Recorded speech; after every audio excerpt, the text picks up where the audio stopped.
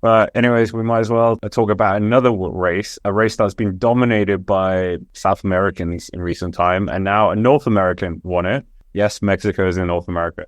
The Vuelta a Asturias, Isaac Del Toro taking the overall, and I suppose you guys didn't watch it, but UAE doing a solid job cleaning up completely. Well, your suspicions are true. I didn't watch it, but from the highlights I've seen, it was just UAE completely dominating. Isaac Del Toro was great, won by like over a minute, so the one on one of the stages, and then Finn Fisher Black took a stage win.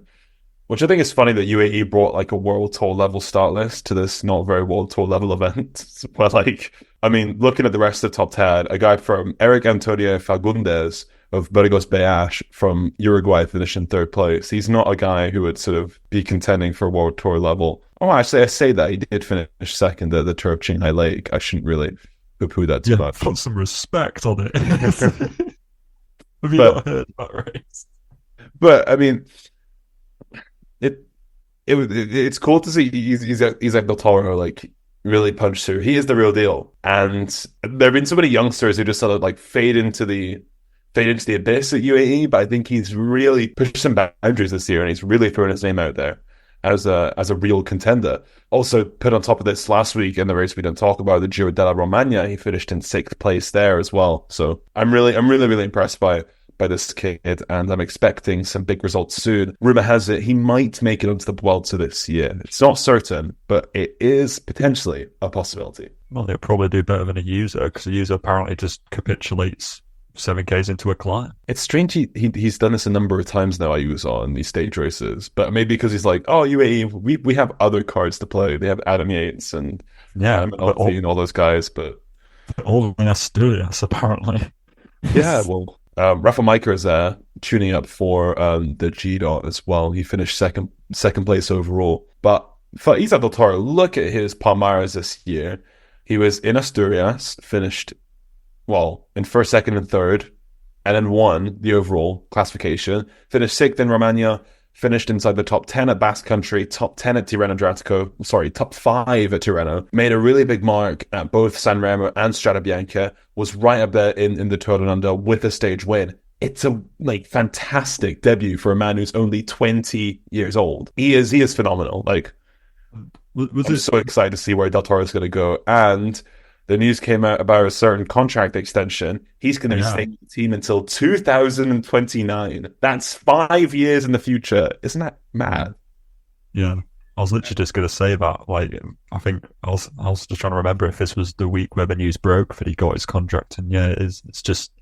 It is just insane how good he is. He has made such a mark. Is the Asturias race? Am I remembering this correctly? This is the one which Carapaz won before winning the Giro, years ago. I don't know why, but I just remember Carapaz doing well here. Yeah, basically. Yes.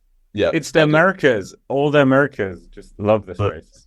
It's all right, so it's perfect. I'm just going to tangent perfectly into what Scott wants to say. So therefore, if Isaac Del Toro went to the Giro per se, he would go and win it. Is that what we're saying? I mean, the correlation once again, throwing another Pearson coefficient. It's not a strong correlation. It's 0.9 or whatever.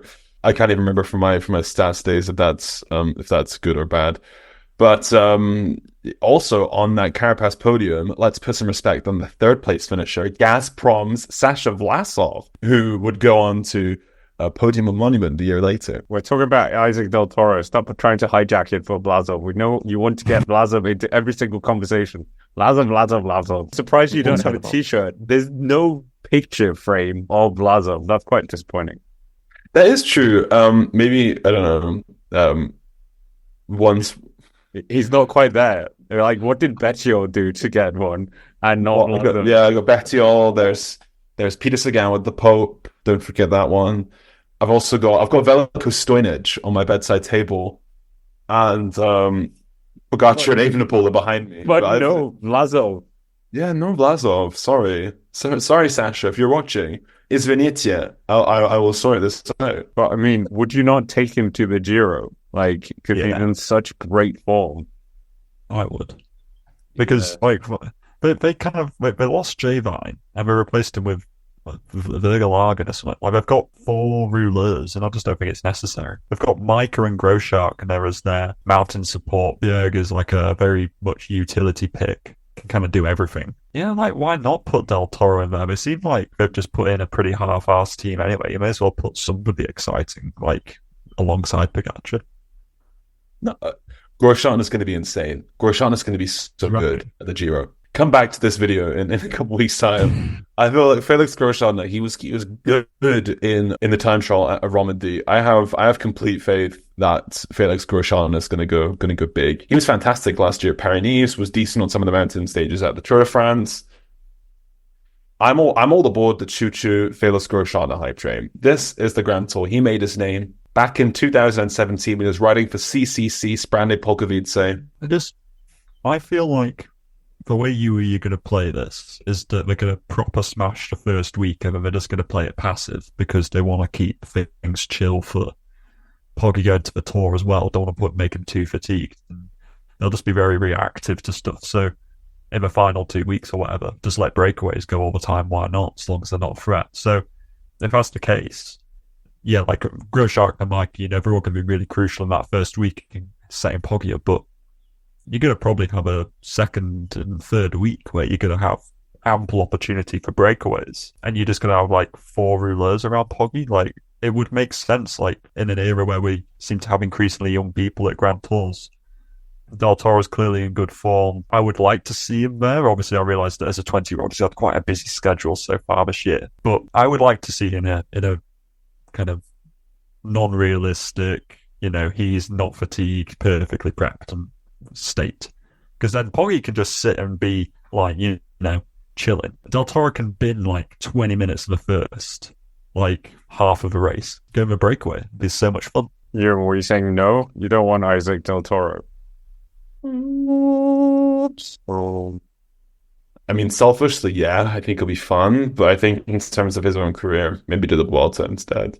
Gives him some more time to sort of build up to it. Maybe he almost, in the way that he's surprised us, do you reckon he's maybe surprised UAE Team Emirates in his performances? And they're just like, actually, if we would have known that these results were coming, maybe they would have thought about sending him to the Giro, but maybe he's caught us all off guard as well as UAE Team Emirates. So, yeah, maybe the fact that the Vuelta's been rumoured has been more of a recent thing based upon his results. They just might not have thought he was going to do this well so quickly. I agree, but because at the beginning of the year, after that first World Tour win down under, they were like, no, he's not going to go to a Grand Tour this year, we'll wait until next year. But now they're sort of putting the Vuelta as a potential up for the end of the year. So I'm optimistic that he will make the Vuelta, and he will light our fires at the Vuelta España. Can he still go back to the Tour de l'Avenir? Yeah, I think he can. He could do that. That'll be the biggest sandbag ever. Well, I think Tobias Boss was at the race 3 years in a row, so yeah. And after winning it, though? No. Yeah, I mean, like, Del Toro's on a World Tour team, has World Tour victories. Yeah. For him then to just go to, like, Tour de l'Avenir to win it again, that'd be a pretty boss move. Marc Soler turned up, and he was like a World Tour rider at the time.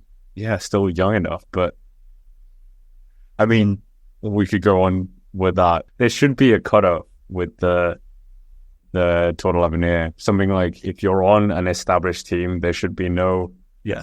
If you're getting enough support like that, you don't really need to go to the Tour de l'Avenir. Yeah, I agree. But going back to the original Del Toro point, if say hypothetically, I'm already sort of trying to keep it on track now. Hypothetically, right? I know it's not going to happen because obviously I think UAE have released their team officially or whatever. But hypothetically, if Del Toro did come to the Giro, where do you think that he would come on GC if he was actually trying? I think because it's just such a big step so quickly.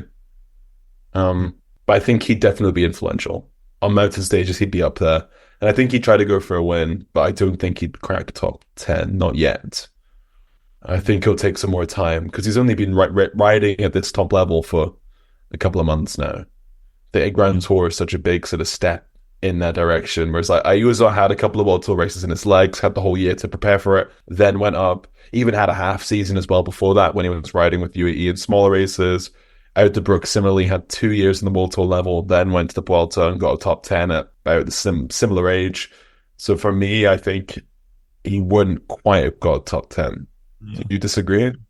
No, I agree. I do agree with you. I think that it would have been quite difficult, but I don't know. I mean, we see Pellizzari, the guy who came second to him in the Tour de l'Avenir last year. He is in this Giro d'Italia. And I guess that provides a counter argument that, or maybe that's just Green Project Bardiani, whatever it's called now. They're just like, well, we've got this really young talent and we're going to utilize him because they don't have the plaudits that UAE have. They don't have the spoils of talent to be holding him back. You know, Pellizzari needs to get deployed to try and get some results for Green Project Bardiani.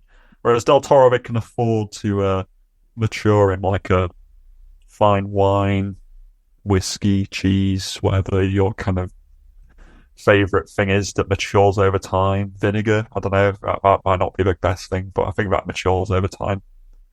Well, anyway, the point being, Del Toro probably wouldn't have done that great in GC anyway. Like, he probably would have been a domestique and would have just like, it would have been up to Mike and Grove Sharkner anyway to be the kind of kingpins of keeping things together because they're reliable and they've been there, done that. So Del Toro would like to be like first mounted domestique and would just like ship time and just be there for experience anyway.